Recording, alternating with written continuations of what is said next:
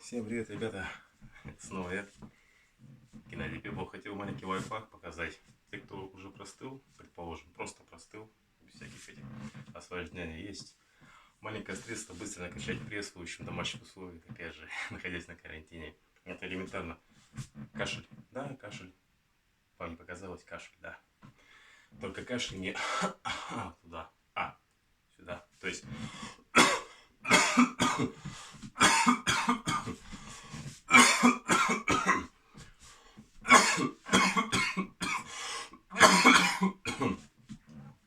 я просто сублимирую, конечно. Я не болен, слава богу.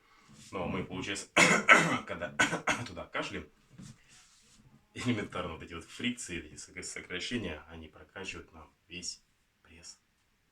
Пользуйтесь. Сам Геннадий Пеплов. Рад всех видеть. Будьте здоровы.